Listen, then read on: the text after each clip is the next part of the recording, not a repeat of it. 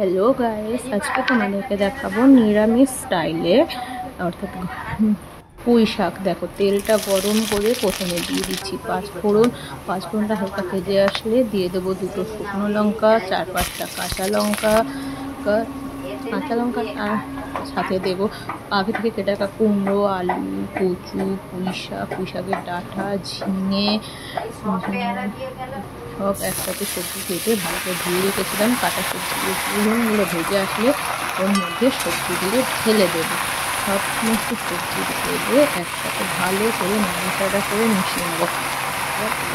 ফোড়ন, কাঁচা লঙ্কা ফোড়নগুলো কিন্তু ছিঁড়ে নিয়ে দেবো, এবং মানে এটা মুখের কাছে ছিটকে আসে। ভালো করে পুঁই শাক কিন্তু মাছের মাথা দিয়ে খেতে বেশি টেস্টি, যেহেতু নিরামিষ তাই জন্য আমরা পেঁয়াজ মাছের মাথা কিছু দিচ্ছি না, এবং সম্পূর্ণ নিরামিষ স্টাইলে করছি।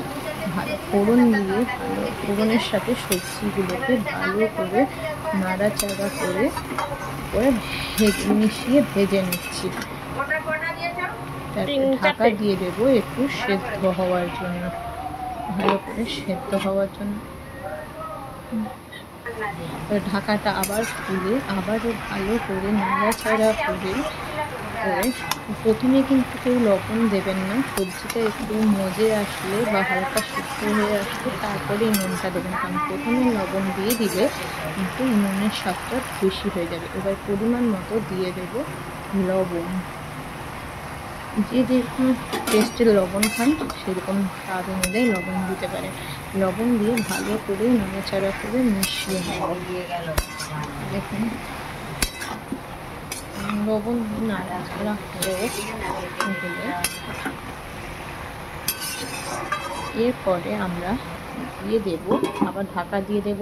ঢাকাটা খুলে দিয়ে দেবো 1/2 চামচ হলুদ গুঁড়ো, সানরাইসের হলুদ গুঁড়োটা দিয়ে আবারও ভালো করে মিশিয়ে নিয়ে ভাজতে থাকবো। দেখো, সবজিতে জল বেরিয়েছে, গোটা আছে, আমি ঢাকা সেই জন্য কম দিচ্ছি। ওই সবজিগুলো সেদ্ধ হবে। তোমরা কে কীভাবে নিরামিষ পুঁই শাকের তরকারি রান্না করো প্লিজ জানো। আবারও হালকা ঢাকা দিয়ে সবজিগুলো সেদ্ধ হতে দেবো। এদিকে গোপন টিপস জেনে রাখুন, এই নিরামিষের মধ্যে কি ভাজা মশলা দেবো। প্রথমে শুকনো কড়া বসিয়ে গরম করে নেব, ওতে দিয়ে দেবো জিরে আর পাঁচফোড়ন। শুকনো কড়ায় ভালো করে নাড়াচাড়া করে ভেজে নিয়ে হালকা ভেজে আসলে তুলে নিয়ে এটাকে হালকা একটু গুঁড়ো করে নেব, আর অল্প দিয়ে দিতে হবে জল, কারণ সবজিটা না হলে ধরে যাবে। এই মশলাটা দিলে কিন্তু টেস্টটা বেশি ভালো হয় নিরামিষের মধ্যে। এটা গুঁড়ো হয়ে গেছে, পুরো ভালোভাবে হবে না, হালকা গুঁড়ো থাকবে। এই মশলাটা মিশিয়ে ভালো করে সবজির সাথে নাড়াচাড়া করে মিশিয়ে নেবে। এই মশলাটা কিন্তু এখন জলটা একটু কম হয়ে গেছে, সবজিটাও হয়ে এসছে। এবারে আমরা ওপর থেকে একটু সর্ষের তেল ছড়িয়ে দেব, কারণ এতে একটু হালকা সর্ষের তেলের গন্ধ ছাড়লে বেশ টেস্টি লাগে। এই সর্ষের তেল দিয়ে ভালো করে নাড়াচাড়া করে মিশিয়ে নিয়ে আমরা ঢাকা দিয়ে দেবো। হালকা নাড়াচাড়া করে হয়ে গেছে, সর্ষের তেলটা ওর সাথে পুরো ভালোভাবে মিশে যাবে।